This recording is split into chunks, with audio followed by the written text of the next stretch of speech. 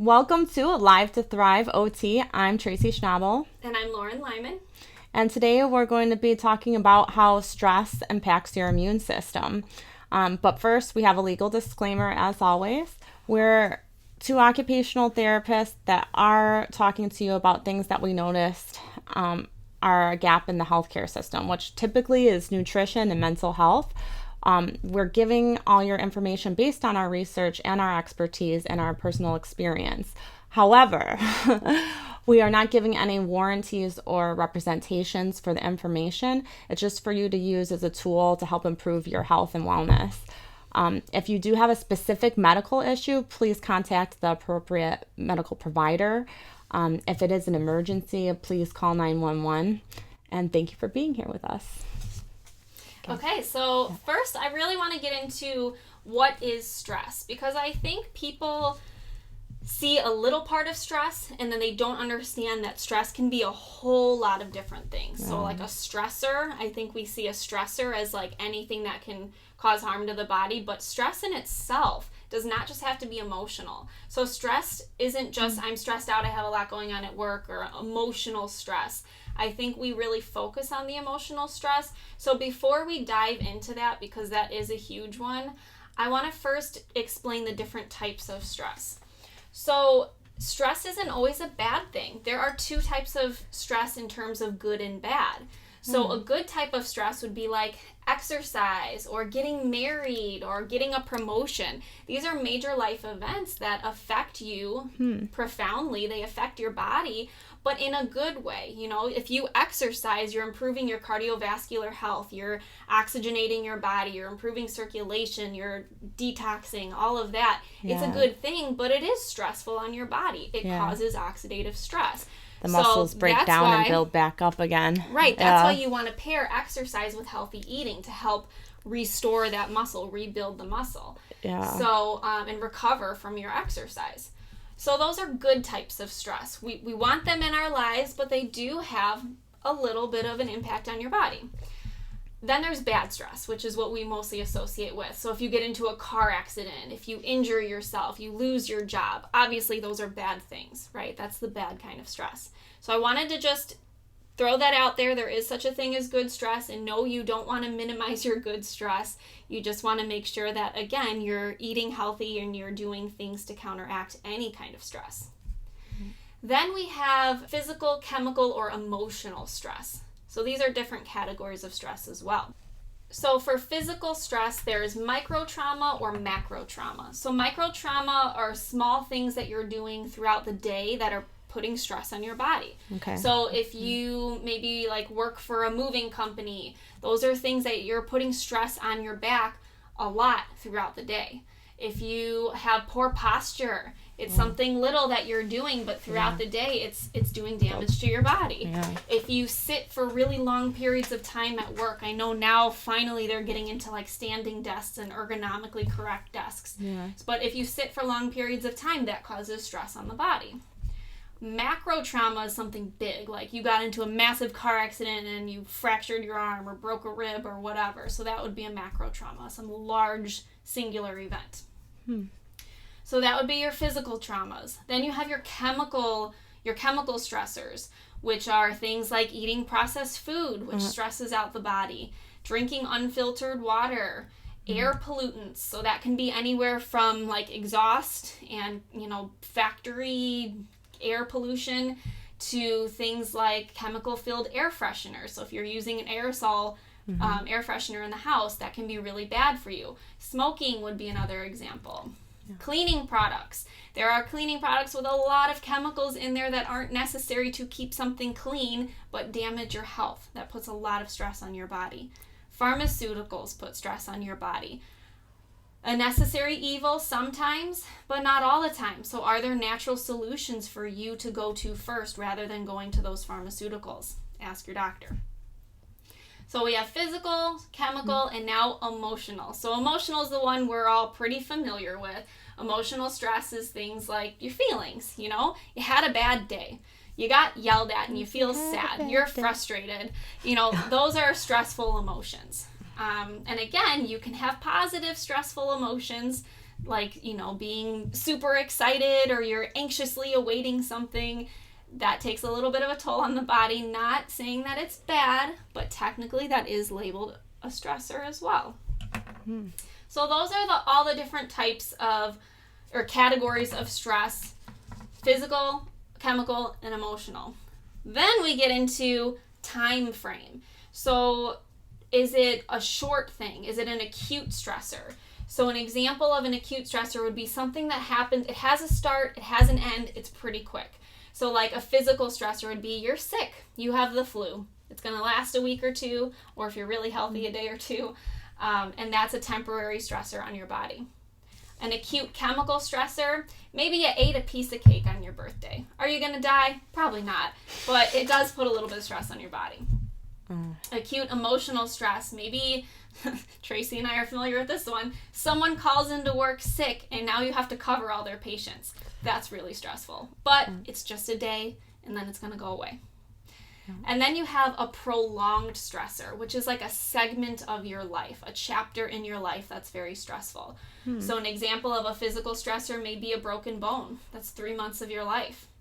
A chemical stressor, maybe you're off at college and all you have to eat is dorm food and it's not that good for you. Yeah. An emotional stressor, if we stick to that college theme, maybe you're taking a really hard college course and it's stressful for those however many months that you're in that class.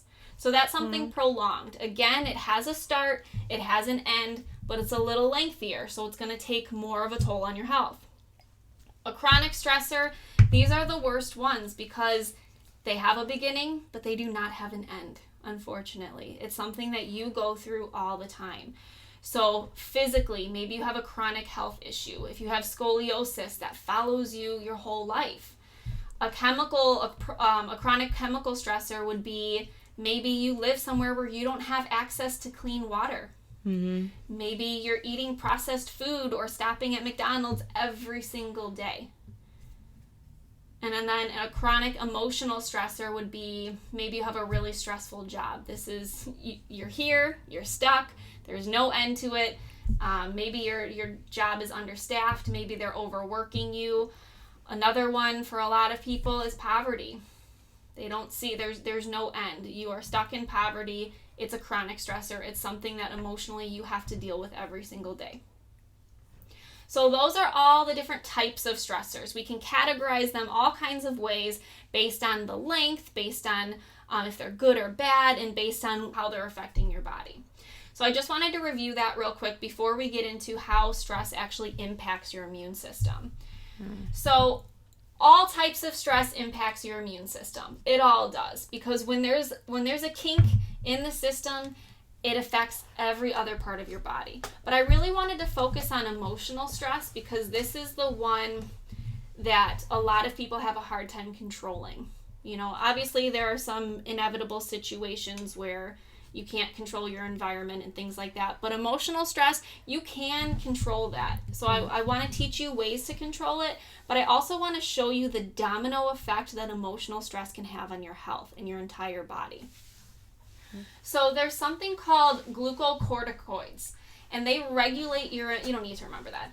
It's a hormone that regulates your immune function. So when you have prolonged stress, that has a start and an end, but it's a segment of your life, right? That prolonged stress, it actually increases that hormone and it suppresses the immune system. So then you end up with things like viruses. You have had a really stressful semester at school, and then all of a sudden you get a virus. For me, after my last year of college, I finished. I had so many projects going on. I was so busy. I came home, and within a week, I got shingles. As a 22-year-old, I had the shingles. So that was fun. But it's because all that stress took its toll on my body, and it suppressed my immune system. Now, if we're talking about chronic stress, the one that doesn't have an end to it, that actually desensitizes those glucocorticoid receptors, meaning that they're no longer picking up enough of that hormone. So then that actually activates the immune system and causes a chronic illness. So then you have an overactive immune system. So it can cause things like heart disease, diabetes, just issues your body doesn't know how to regulate itself anymore. So that is like a systemic change that now that you have chronic stress, well, now you have a chronic health condition. And what does that do? It causes more stress, right? And now you started out with maybe an emotional stressor, and now you have a physical stressor too. Yeah. And as we said in another video, like most diseases actually come from emotional stress that we don't realize. There's tons of immunological diseases out there. There's lupus, there's arthritis that we don't associate in the modern medical system as, oh, this might be an emotional, consistent stressor that's causing your body to not be able to react in an appropriate way when it inflames internally. And then on top of it, then people end up taking acetaminophen and different things, and that's chemical even stressors. Chemical stressors, and it makes it worse. Yeah. So and even things like heart attacks. I was looking into unemployment rates, and when unemployment in the country goes up 1%, the amount of people having heart attacks over the next 5 years is insane. I mean, it's not like I lost my job, I had a heart attack the next day. It takes some time because that emotional stress over time damages your body. And over time, your heart suffers. And you can suffer from a heart attack. So, kind of scary stuff. We'll learn how to manage it, though, I promise. I'll do that at the end. Okay, so it affects your hormones in your body. Your hormones affect everything. So you want to make sure your hormones, you have enough of them, and you're not desensitizing your body to these hormones. So then what happens when you're really stressed out? When you have that fight or flight response, fight, flight, or freeze, your body's like ready to take action. Yeah. So then you end up with sleepiness, lethargy, decreased mood, symptoms of depression. And then what do? They put you on an antidepressant, which is a chemical stressor. So you have emotional, and now you have chemical stressors in your body, just building on top of that stress. So, again, with the fight, flight, or freeze, it's like a tongue twister, the sympathetic nervous system turns on. That's like your, I'm ready to take charge, let's do this, nervous system. Your heart rate increases, and then all unnecessary systems shut down. We don't want to waste our time on fertility. We don't want to waste our time on digestion. We don't want to worry about having to go to the bathroom while we're fighting off this bear. Wow. We don't need to have higher level thinking because we are in our most primitive brain right now. We need to just, am I going to fight this bear or am I going to run from it? You're ready to make a concrete decision. You're not thinking about math, and you're not thinking about emotional and social intelligence. You don't need to worry about that stuff. So your brain literally starts shutting off certain sections of it. That's most of the population right now, I would say. Wow. Yeah. Jeez. And your immune system shuts off, because if you're trying to fight a bear, your body doesn't want to have to worry about fighting viruses. This bear takes priority. So then your immune system turns off. And remember, your body does not know the difference between fighting off a bear or trying to reach a work deadline or living in poverty. It all reacts the same way, or a similar way. I mean, chemically there are some other things going on, but the basics, it's the same effect. Wow. And then your cortisol increases, which is your stress hormone. And what does that do? It suppresses the immune system because it interrupts your T cells. Your T cells are your fighter cells. When you have a virus invading your cells, your T cells go and fight it. But with cortisol, it interrupts that. So literally you cannot fight off viruses when you're stressed or not well. And again, your body's prepared to take action. So it's not worrying about all these other things, which it should be in day-to-day functioning. But again, your body doesn't know that it's day-to-day functioning. Your body's like thinking, run from this bear. We're living in fear. Wow. This hypothetical bear, yeah. So then your self-regulation is disrupted. So you're all out of whack. You're not going to the bathroom. Your mood is down. Everything's messed up. And then what do? You start stress eating.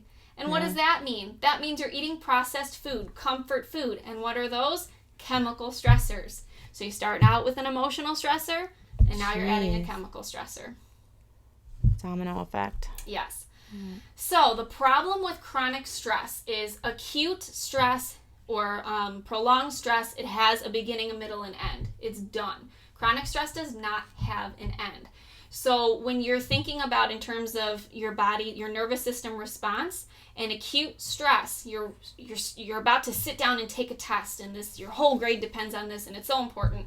Your sympathetic nervous system turns on when the test is over, turns back off, your body calms down. Chronic stress has no end, which means your sympathetic nervous system, that thing that's elevating your heart rate, raising your cortisol levels, blah, blah, blah, blah, blah, it's active. So all of that stuff that's supposed to happen over a short period of time is happening every day of your life, and it's stressing out your body, and your body can't handle it. Wow. So it causes illness, it causes disease, it causes chronic health issues. And how do we solve chronic health issues in this country? With chemical stressors. Yeah. Domino effect, right? And then, because we haven't talked about physical stressors, what happens when you're stressed out? Decreased sleep. Pain response is elevated. So they've actually done studies of people who are more positive and people who meditate have less pain than people who are stressed out all the time. Wow. Tension in your muscles, which if you have a tensed muscle, that can cause injury, lead to injury. So then you have physical stressors.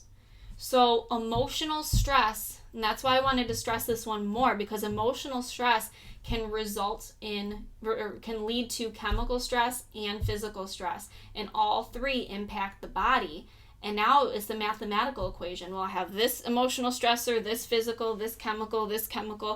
It adds up, and you're really damaging your body. That's probably why it's like 1 in 2 people, I think, have a chronic illness. Mm-hmm. So many of us are sick, and we're not supposed to be sick, but we just think it's like normal. And think back, who's been asking you about your stress? Does anyone ask you about your stress? And if they do, they're probably just asking you about your emotional stress, not about your chemical stress, not about your physical stress, because those things are affecting your body. And I'm not trying to scare you. Yes, this may be your job and you have to do it and you're stuck here. You may be in poverty and there is no way out. And I feel for you, but there are things that you can do to counter that stress. So obviously the best choice is to avoid stressors altogether, but that's not feasible for everybody and in every situation. So what can you do? Cognitively, what can you do? You can reinterpret the situation. So let's say you lost your job. That's a huge bummer, right? But then look at it. Did I really like my job? Was my job stressing me out? Was it making me happy? Was it really something that what I wanted to do?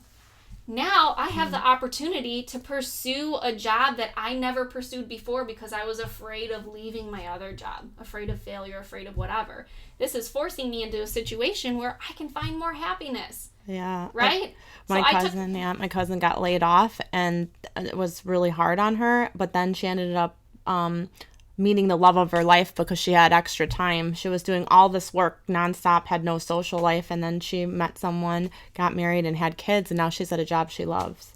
See? And yeah, sometimes life throws things at you and you don't realize it until later. Hindsight's 20/20. But if you can be in that situation and say, maybe something good will come of this. Maybe now I can do X, Y, and Z that I've always wanted to do. Reinterpret the situation. Reinvent yourself. If you're in a situation you can't avoid, accept it. The serenity prayer, right? God grant me the serenity to accept the things I cannot change. What is it? God grant me the serenity to accept the things I cannot change, the courage to change the things I can, and the wisdom to know the difference. You have to accept your situation, because if it's not going to change, if it can't change, somehow you have to find a way to live with it, because if you don't, it's going to eat away at you inside out, from the inside out. You can journal, get it out, get those feelings out. And I think we're so used to stuffing our feelings. It's okay to have feelings. Yeah. If you had a bad day, it's okay to be mad. There's no such thing as negative feelings. So if you're mad, be mad. Write it out. Therapeutic writing is just writing in detail what happened, how you feel about it. It helps you work through those feelings so that you can deal with your feelings, and then you can move on rather than just trying to ignore or suppress the feelings and then they eat away at you. Yeah, and I've been taught too that when those angry feelings come, to be able to recognize it and say, okay, thank you, anger, I see you. And then to be able to understand where it comes from, and then like be able to direct like what it is that is upsetting you and do something about it. Not just sit in it or focus on suppressing it, but actually be able to do something constructive, because a lot of leaders actually were angry. That's what caused them. That was the thing that got them to actually make changes. It's because they were so angry at societal things that they wanted to do something. So a lot of times we think like anger is a bad quality. It's somebody that's not emotionally stable, but it's like anger is natural feeling, and it helps it helps you protect yourself, and it also helps you to be able to make changes in society and in yourself. Feelings can be really motivating if you let them. So use your feelings. That's another tip. Use your feelings constructively. Find their purpose. Why am I so angry about this? And what is this going to help me do? You know, if someone's getting bullied at school and you're really mad about it, that's good. I don't want you to be happy that someone's getting bullied. Everything's you shouldn't fine. be laughing and walking away, right? So if you're mad about it, you're more likely to stand up to that person. Yeah.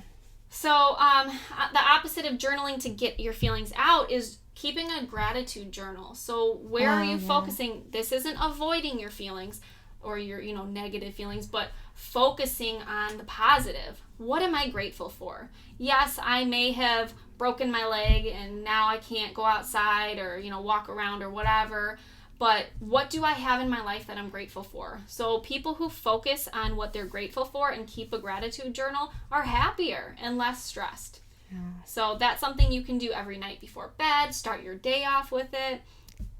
Just positivity, right? And we're going to do another podcast on positivity. So look out for that one in the next couple weeks. And then acts of kindness. So you're stressed out, helping other people makes people happy and less stressed. So if you're having a really stressful day, go volunteer at the soup kitchen or something. Helping others makes you feel good. And that's okay if you're doing it for a selfish reason. I mean, yes, ideally we want to do it to help other people, but if you're doing it to help yourself, you're still helping other people. Yeah. So it's like a win-win situation. And that's how we're built, because that's how our race has survived, because we have to help each other. And with depression, a lot of times they say, in my psychology classes, they were saying you should go do that, like you're saying, because a part of it is you're just so focused, and I'm not saying anything negative, but I'm just saying, a suggestion to help, is that you're so focused on problems and what everybody's done to you and yourself that it's hard to pull yourself out, and a way to pull yourself out of that thinking and that isolation is by including yourself with other people and remembering, oh yeah, people are nice. Oh yeah, I do matter. Oh yeah, I can do something good. Exactly. Yeah. So then there's meditation. So I get a lot of mixed reviews when I talk about meditation, and meditation can be several different forms. Yes, it can be sitting and clearing your mind. It can be listening to music. It can be anything that keeps you in the present moment. So if you aren't very privy to meditation, you don't really like meditation, that's okay, because it can be hard for people who are very stressed to sit down and meditate. Once you have your stress, Tracy's like, yeah. Once you have your stress under control, meditation becomes a lot easier because you're not so distracted, right? And there are forms of meditation that are guided and that can help you to stay in the present moment. But when I'm stressed, I still find my mind drifting. And it's okay, but it's harder for me. So other than meditation, that would be the goal. You can do other forms of mindfulness. Mindfulness just means staying in the present moment. So not thinking about everything you have to do, not thinking about your work deadlines, not thinking about your household chores that you have to do. Staying in the present moment. So something for someone who's more active, hyperactive, someone more like Tracy maybe, would be like coloring or painting. Oh, yeah. Playing with kids. Tracy's great with my son. Learning a new skill, right? If you're doing something you've always done and you're really good at, your mind can start to wander because you don't really have to focus. It's like muscle memory. But if you learn a new skill, you really have to focus on what you're doing. And anything that keeps you in the present moment. So be creative. Find something you really enjoy that keeps you in the present moment and keeps your mind from drifting to your stressors. Yeah, jujitsu would really help me because I couldn't focus on anything else, because if you did, you'd get choked out. So things that force you to stay present is really good. And focusing on the present actually is associated with having improved mental health, because they say if you're focused on the future, you have anxiety. If you focus on the past, sometimes you get kind of like depressed about certain things. So the best way to be is to be in the present. Mm-hmm. And yes, jujitsu technically is a physical stressor, but it's one of those, unless she really gets hurt, it's one of those good physical stressors. So exercise, I don't want to say that, you shouldn't do that. Exercise is on my list of things that you should do. Just remember, you have to replenish your body. So eat those fruits and vegetables. Mm-hmm. If you need help getting more fruits and vegetables into your body, we do have a whole food nutritional product that'll give you 30 different fruits and vegetables every day. So you get that variety. So feel free to send us an email at alivetothriveot@gmail.com, and we can set you up with that. And then the last thing is positive distraction. So there's a difference between a positive distraction and complete avoidance. We don't want to avoid things that we need to take care of, but it's sometimes nice to step away from it, right? If there's nothing we can do about it in the current moment, then step away from it, do something that you enjoy. Do it, go for a run, exercise, but also, go to the mall if you like to go shopping, or play with your dog, or play tennis, like whatever you like to do. Go do something that you enjoy doing, because it'll distract your mind from that stressor. So again, it's not avoiding it. We don't want to avoid our problems, but it's giving you a little bit of a distraction so you can boost your endorphins and get a little happier, less stressed out, and then go back and deal with it. Because stress is a bell curve. If you're not stressed at all, you don't tend to perform very well. If you're a little stressed, your performance goes up. If you're super stressed out, you don't perform well. So if you're super stressed out and you need to take a minute to have a positive distraction to get you back in that good zone, do it. And then come back, and maybe you'll have a clear mind and you'll be able to address the situation a little bit better. Okay, so this was a longer video, very important. Emotional stress has a huge toll on your body, both physically, mentally, chemically, all the different areas. It can cause a domino effect of problems, and it has a huge impact on your immune system, both acute and chronic. So we're talking, am I going to get a virus tomorrow, or am I going to end up with cancer? It affects all those different areas. So please get your stress under control. And please like our Facebook page, set up the notifications, subscribe if you can. We appreciate you being here.